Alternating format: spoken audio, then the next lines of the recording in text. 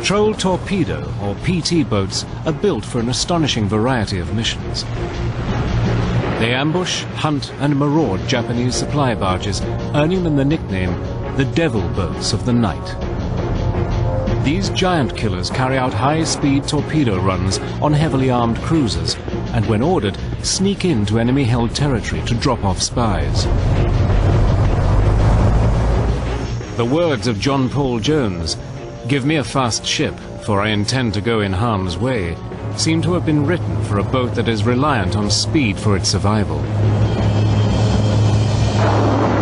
The story of the patrol torpedo boat begins with the development of the Mosquito Fleet's sting.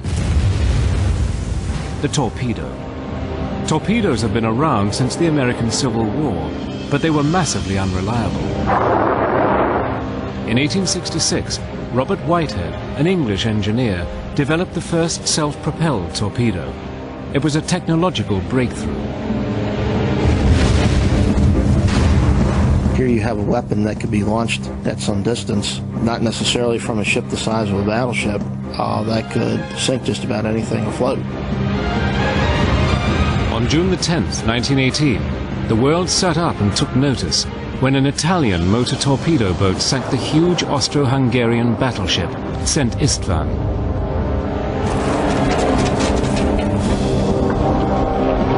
Despite this spectacular success for the small torpedo boat, America concentrated on building up her fleet of big battleships and later aircraft carriers. Surrounded by deep oceans, its navy had no place for a fleet of motor torpedo boats that were designed for narrow seas and coastal waters. During the 1920s and 30s, a new pastime swept the USA: speed. Hundreds of thousands watched as adrenaline-fueled speedboat racers competed in a series of death-defying duels. The technologies used by these super-fast craft would later shape the design of the PT boat. One of the leading British innovators was Hubert Scott Payne. In a legendary race of the interwar years, Scott Payne's futuristic boat, Miss Britain III, just lost out to American legend Gar Wood in his four-engined Miss America 10. Scott Payne and Wood's futuristic craft traveled at top speeds of over 100 miles per hour. This would later take inspiration from their lightweight materials and high-octane engines to provide the PT boat with the 45 knots it would need to survive in combat.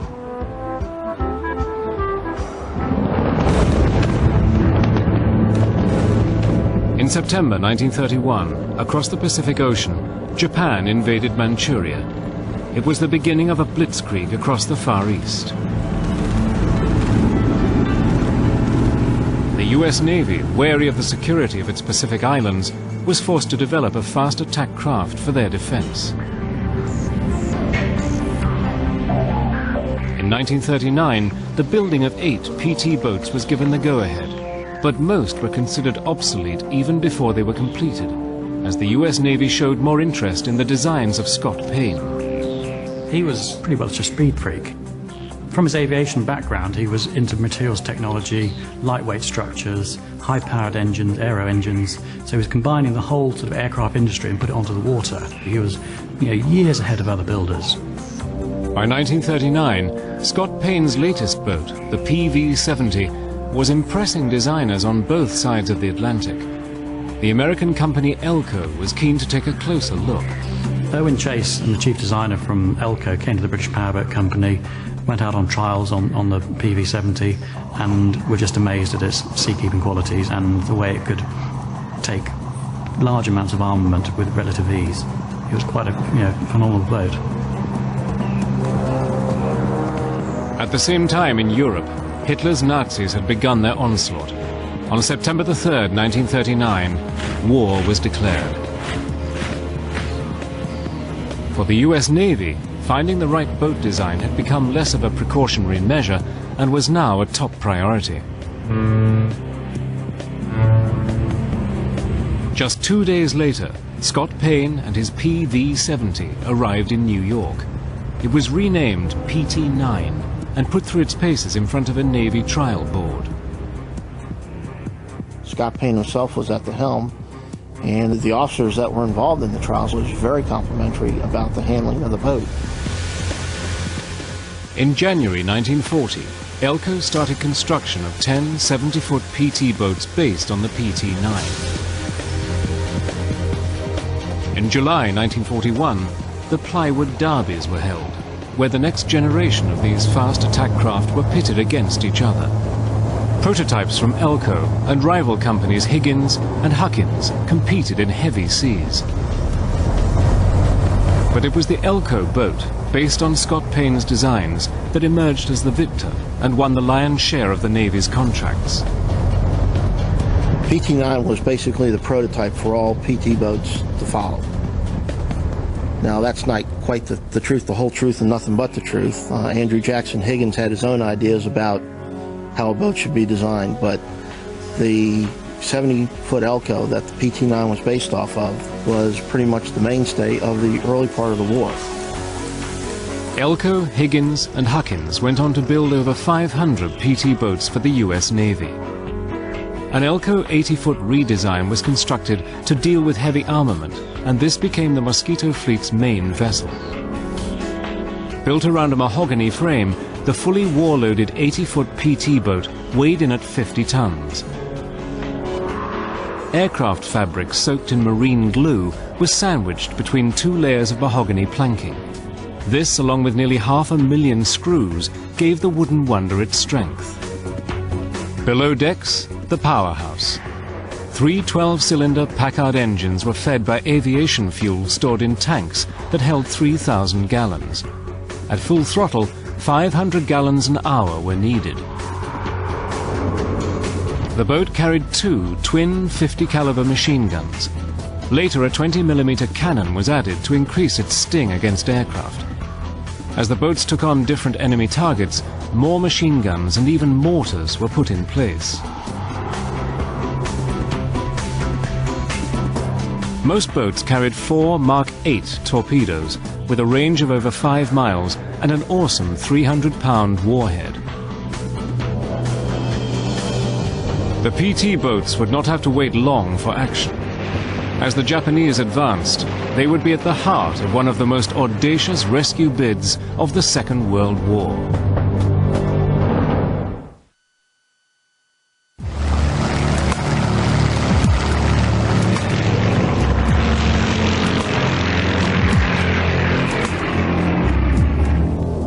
On December the 7th, 1941, carrier aircraft of the Imperial Japanese Navy attacked Pearl Harbor, bringing America headlong into a new world war.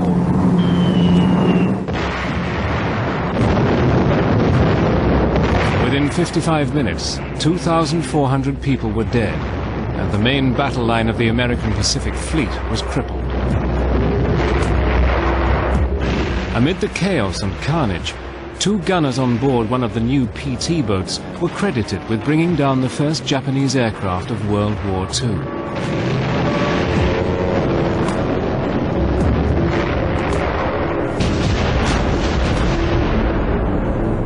After Pearl Harbor, the Japanese embarked on an ocean blitzkrieg. A totally unprepared America was rapidly driven back.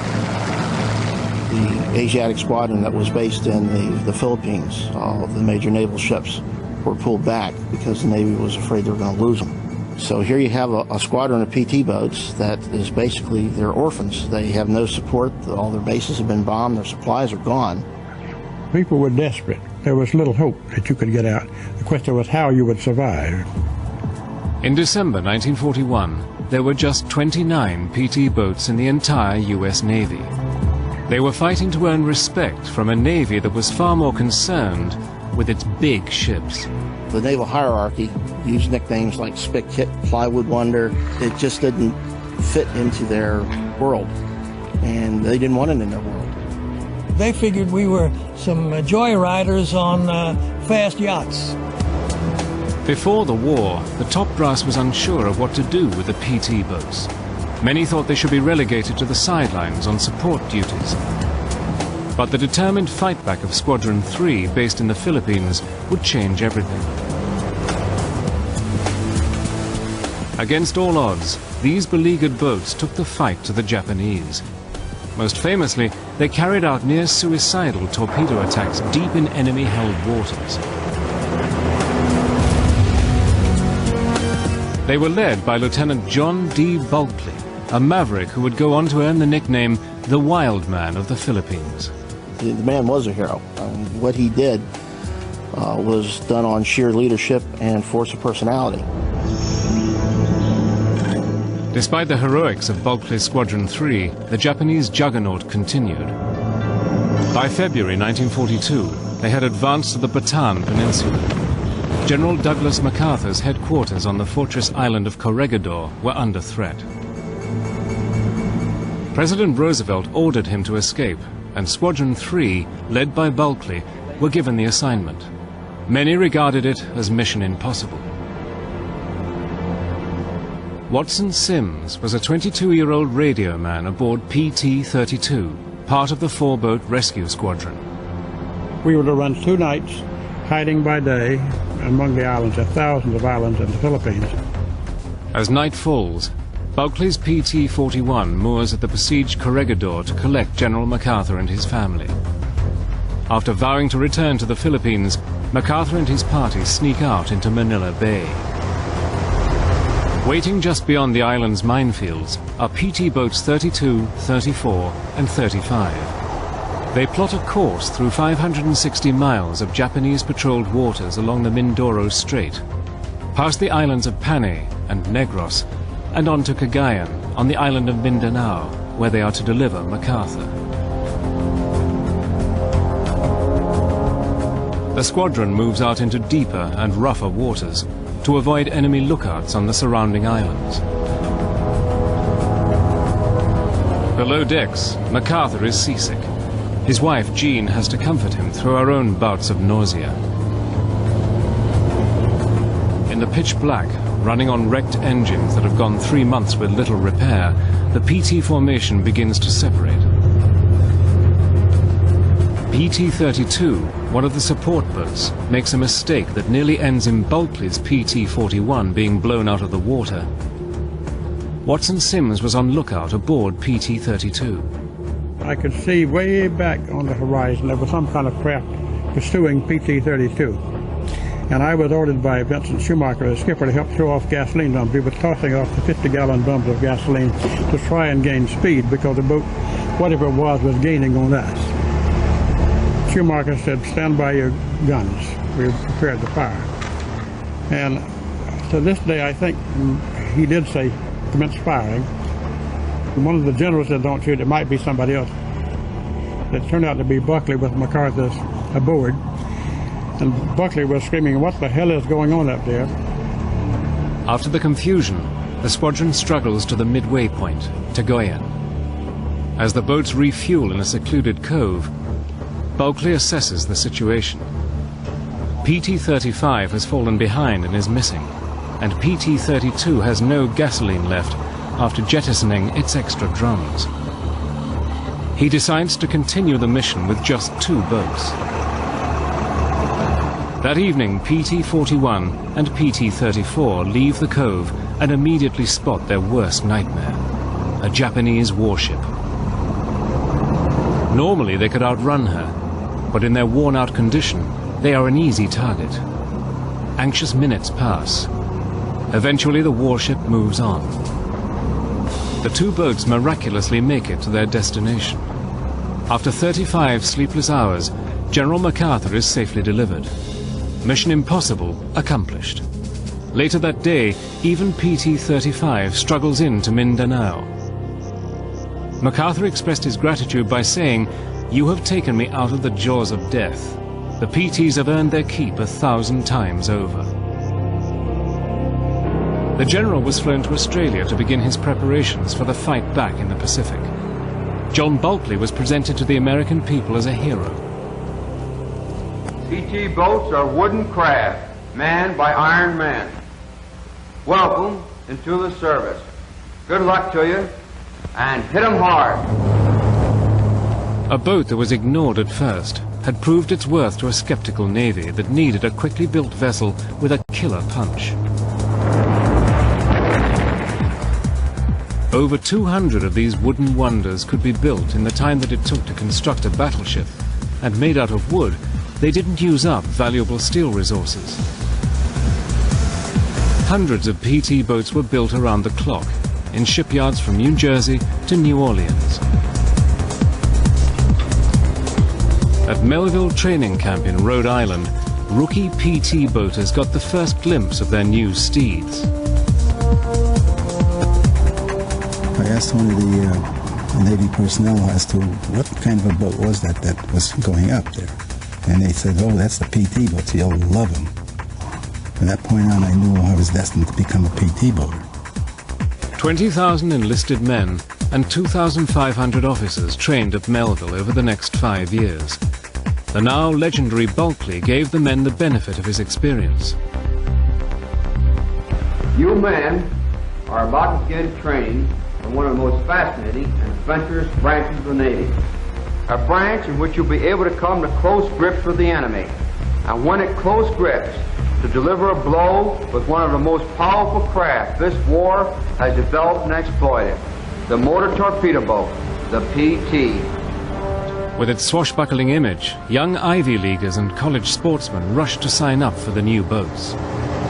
We did have a lot of football stars and a couple of All-Americans on our squadron. I guess we were kind of hot shots, I suppose. I don't know. Getting used to the PT boat's notoriously rough ride was crucial for these novice crews. They tried to get us a little seasick, so they had pork chops for us the first time I was out. Some of the trainees had a little trouble keeping the pork chops down, I can tell you. The graduates of Melville would soon be put to the test. Battling against an increasingly deadly enemy, the men have to adapt their tactics and their boats if they are to win the bloody war in the Pacific.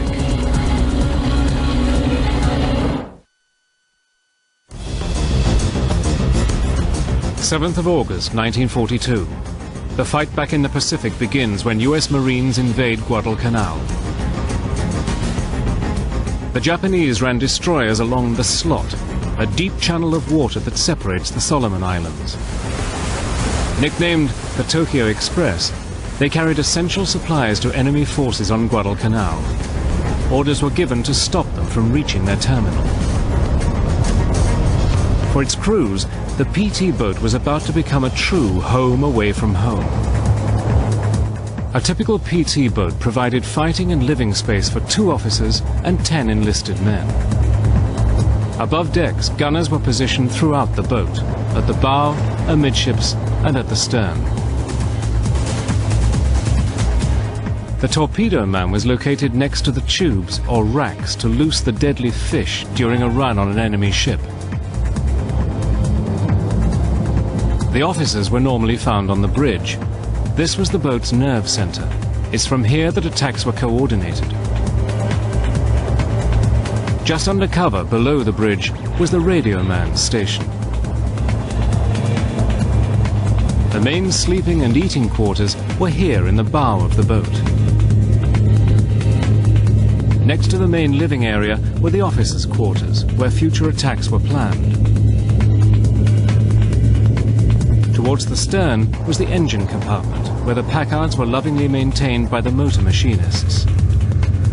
They tried to ensure that the PT boat reached high speeds from its 100-octane gasoline, but this highly flammable liquid made it vulnerable to air attack. One bullet in the fuel tanks and the whole boat could explode. Consequently, the PT boats mostly operated at night.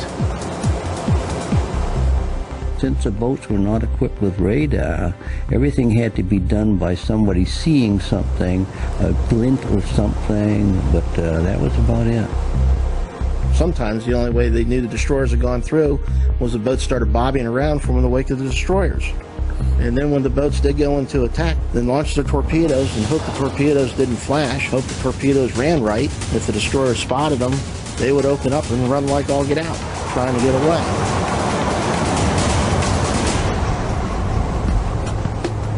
After a night taking on the Tokyo Express, the crews returned to base, where there were few home comforts.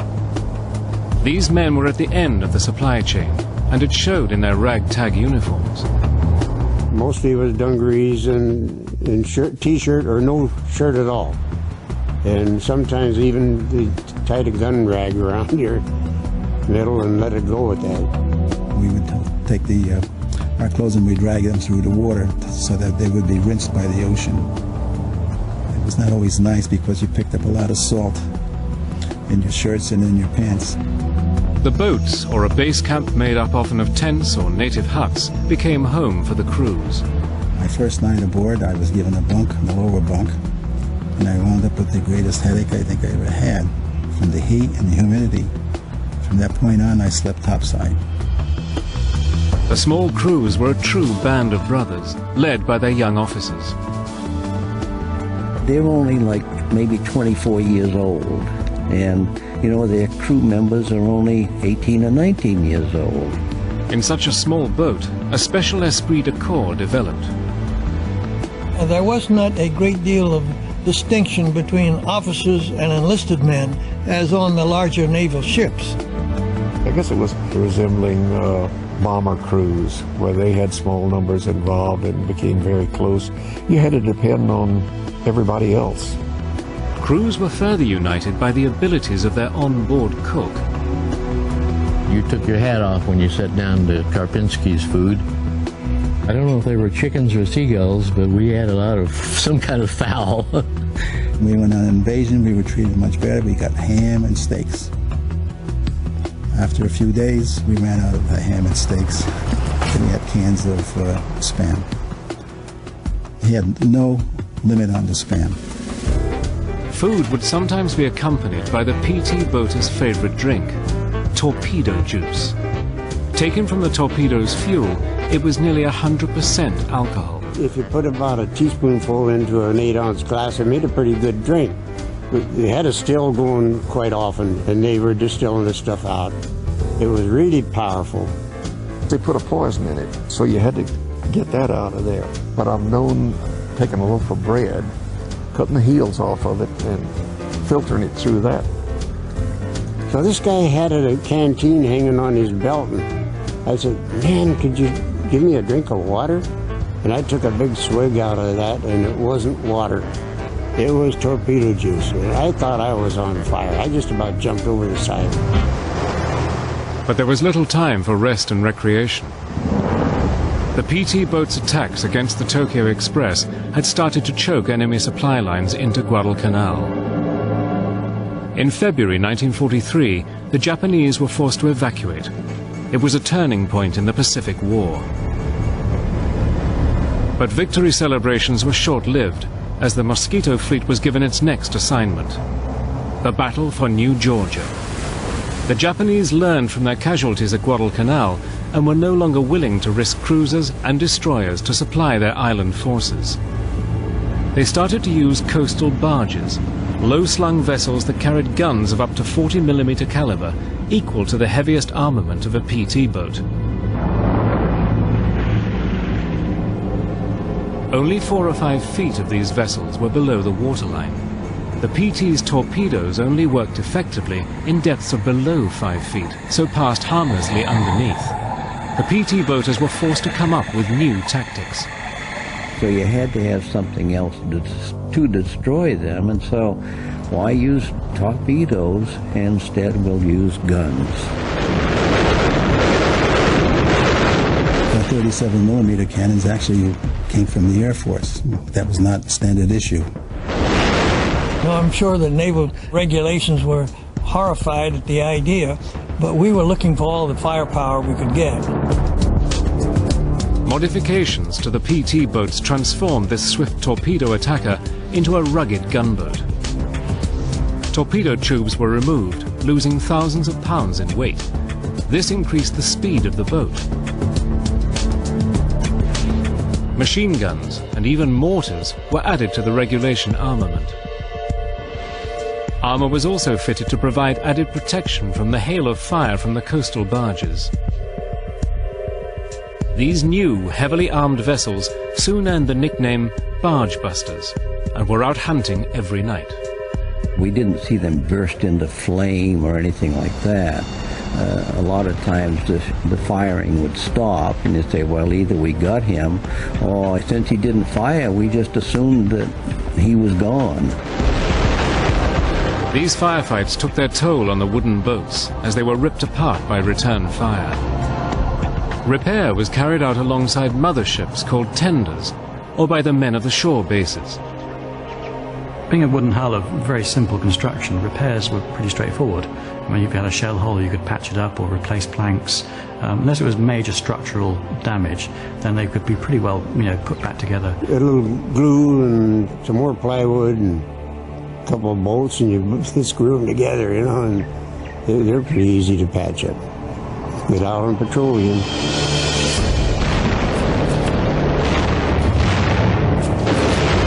Whilst the Devil boats fought their way through the hell in the Pacific, in Europe, they were at close quarters combat with Nazi Germany and its ally, Italy. These 50 tons of fast fighting fury worked closely with the motor torpedo boats of the Royal Navy that had been fighting to keep Britain's shipping lanes open. They were eager to share their giant killing tactics with their new allies.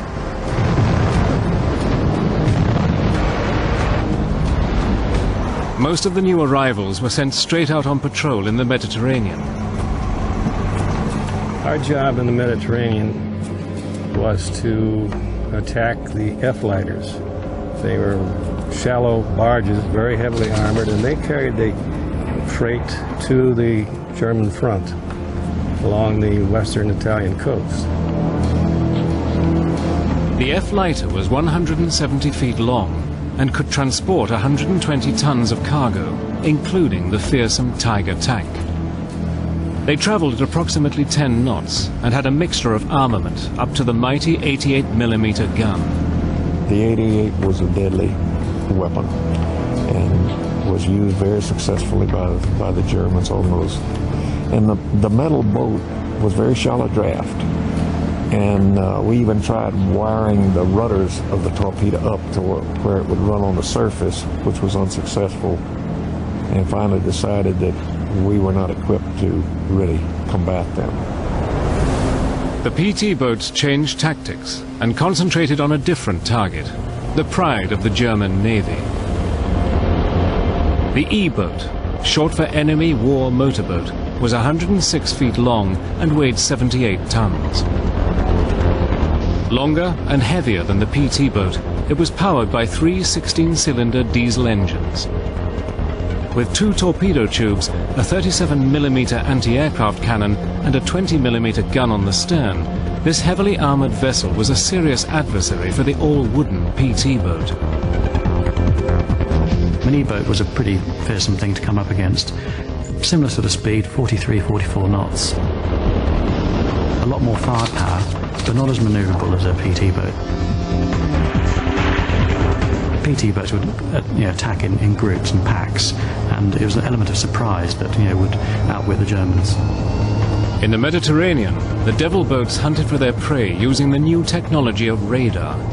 They patrolled in threes, sailing side by side until the chance came to unleash their torpedoes.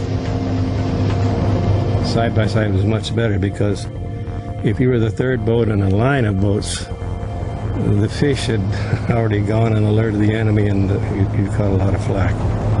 When the firefights got too intense, the PT boats had another weapon which made them invisible. Smoke generators mounted at the rear of the boat. With the smoke screens, we were able to avoid, if they needed to be, we could combat them successfully and did. At the end of a 2-year operation in the Mediterranean, the PT boat's tally would be 23,000 tons of essential enemy shipping sunk. Much of this was the result of the pinpoint execution of a tried and true attack plan. So as we start on our run, the first thing you do is rig out the torpedo tubes. So the gunner's mates would go out and crank in these tubes. They would swing out. Each one had 1 torpedo. When you hopefully get a visual sighting, and there's a little torpedo gauge affair that you use to, not very exacting actually. You would settle down so so that you weren't waving too much, and yell fire, and it would fire the 5-inch shell. The gases from the shell going off drove the torpedo out of the tube. Then you would wait and hope you would see an explosion. Then we would usually beat a hasty retreat.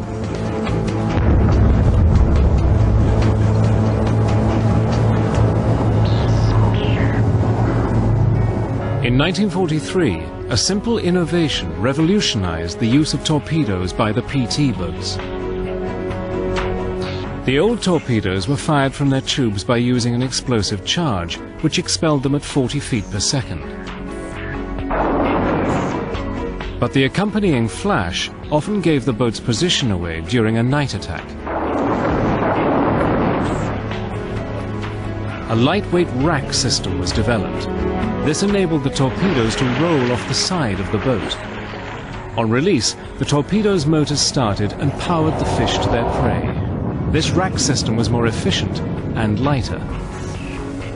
We lost about 2,000 pounds per torpedo getting those big tubes off and getting this little simple rack. And from then on, the boats were faster and the torpedoes were more accurate. In July 1943, Allied forces invaded Sicily. As the drive into occupied Europe began, the PT boats patrolled the beachheads and defended ground troops where coastal minefields made it too risky to use deep draft vessels.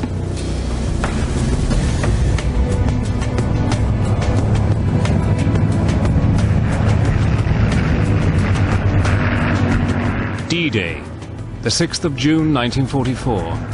The largest amphibious invasion force in history was amassed. Protecting the 5,000 Allied ships was a squadron of PT boats. Clyde Combs was a 20-year-old on board PT 515.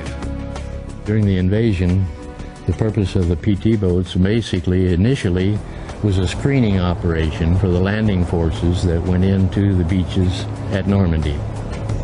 We were blowing up floating mines with our 50 caliber machine gun.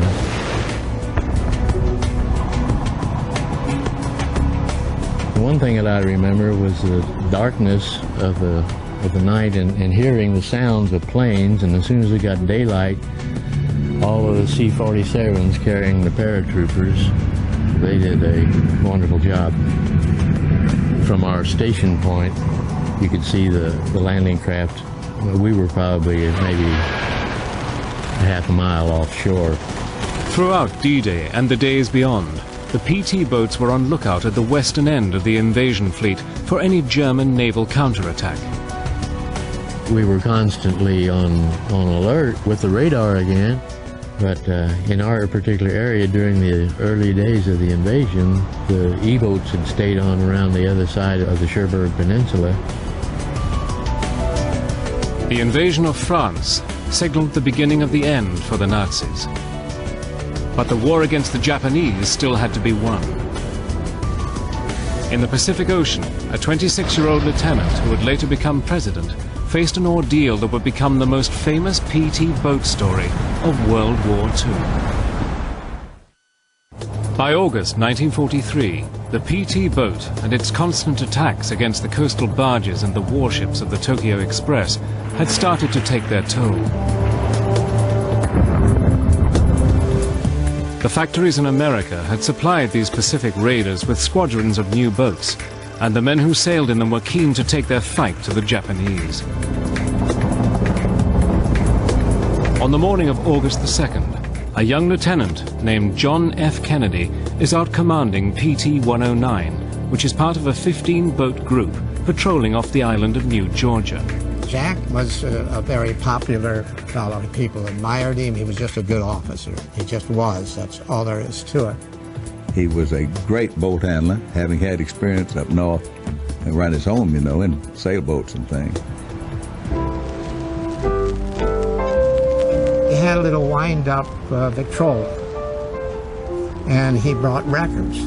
And so he'd play those records, and we'd listen to it. But he had an 80-foot boat that had seen lots of service. The engines just weren't in apple pie order. The constant sorties have worn out the 109, but the enemy supply lines to the northern Solomons have to be stopped. Kennedy is out hunting again at 1 o'clock on that fateful morning. In his pack of marauders are PT boats 162 and 169.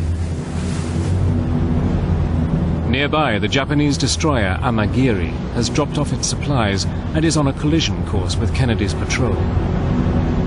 Accompanying the 109 is Lawrence Ogilvy, a 21-year-old gunner on board PT 162. Kennedy took the lead, and we were loafing along there on one engine, which is not really what was recommended, but to save gas, and you couldn't see where you were going. The Amagiri has to get out of these waters before daybreak, when air attacks are a real threat. It increases its speed. I saw the outline of the destroyer then right in front of me. He must have been doing about 30 knots. Suddenly, out of nowhere, before the 109 can react, the Amagiri emerges out of the black night and slices PT 109 clean in half. In a fireball, 2 of the men die instantly, and the boat's fuel tanks rupture. The sea becomes a blazing inferno. We thought that, oh man, they're gone, you know, that kind of an explosion and the fire and everything. We didn't think that they could possibly still be alive. Sam Reynolds was a young officer aboard PT 162.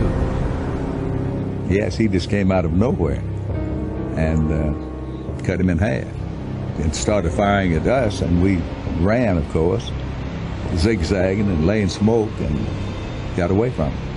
And we left all the 109 and the crew there, and we took off for someplace. Buoyancy keeps some of the twisted wreckage afloat, and the men crawl onto what's left of their boat. As dawn breaks, Kennedy decides to take the 11 surviving crew ashore to Plum Pudding Island, where he hopes they will not be discovered by patrols from the nearby Japanese garrison on Gizo. He leads the way, dragging a badly burned crewman with a strap of his life jacket clenched in his teeth. It takes the exhausted crew 4 hours to swim to the beach, just 3.5 miles away. The next night, Kennedy packs a revolver and lantern and swims out into the strait. He hopes to alert a rescue vessel, but is not spotted. The survivors are marooned for 4 days. Their diet of coconut dwindles, but Kennedy refuses to give up. On the 5th day, natives spot them, and Kennedy carves a message on a coconut asking for rescue, which the natives take to a US Navy base on another island. Orders are given to PT Boat 157, which picks the men up. Their terrifying week-long ordeal is finally over. Their 26-year-old lieutenant, John F. Kennedy, had risked his life to ensure his men's safety. He was hailed as a hero and awarded the Navy and Marine Life-Saving Medal. When he became president, a replica of PT 109 was paraded through Washington. The story became a classic chapter in the history of the PT boat. For the next year, the shorelines of the Solomons and New Guinea became a battlefield as the devil boats clashed with the heavily armed barges. But starved of supplies, the Japanese retreated. On October the 24th, 1944, General MacArthur fulfilled his pledge to the Filipino people. I said to the people of the Philippines whence I came, I shall return. The invasion of the Philippines began at Leyte.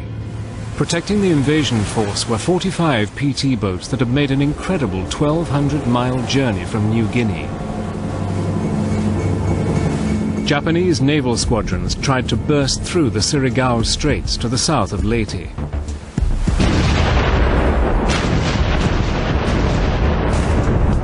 PT boats would act as scouts for the US battleships and cruisers. Frequently they found themselves in the first line of defense and came under attack from enemy gunners and aircraft. When someone said there were aircraft approaching, you began to weave back and forth, and once he settled down into his approach, that's when you gave full throttle and turn one way or the other. And the whole time you tried to bring your guns to bear, but we would never stay long enough for him to line up. On March the 2nd, 1945, PT boats proudly took General MacArthur back to Corregidor, from where he'd escaped nearly 3 years earlier. The Mosquito fleet had come full circle. The PT boats continued the fight until the final victory over Japan, but there was no place for them in the post-war fleet. Built out of wood, not metal, there was no way they could be mothballed for future use. So in September 1945, on a small island in the Philippines, most of the PT boat Pacific Fleet were lined up on the shore. I had been assigned to Base 17, and at that time that was where they had brought a lot of these boats onto the beach. Without ceremony, one by one, the PT boats were set ablaze. You just kind of piled them up like kindling wood and burned them. You did all you could to protect that boat for the time that you were on it, and then to just see it burn, you know, like it was nothing, you know, that's kind of hard. Maybe you could compare it to a wonderful automobile that you had, and you saw the thing crushed to pieces or something, you know, a sadness maybe. Obviously there's a certain communication between you and the boat, and then to see it go up in flames, it just didn't seem right. 121 boats were destroyed in this vast funeral pyre at Samar Island. It was an ungracious end for a boat that had done such an amazing job. From the hell of the Pacific to the invasion of Europe, this giant killer with the heavyweight punch will be remembered forever by the men who served on it. I've been on many ships, and I think probably my greatest love affair was the PT boats. You still think, I guess, of your first love, maybe. There was no other comparison, actually, as far as boats are concerned, because there is only one attack boat, and that was the PT boat. I think they were very successful, and as far as I was concerned, played a most important part in World War II. It was a boat that struggled for early recognition, but the brilliance of its design, the daring of its missions, and the courage and sacrifice of its crews will ensure that the PT boats of the Mosquito Fleet will never be forgotten.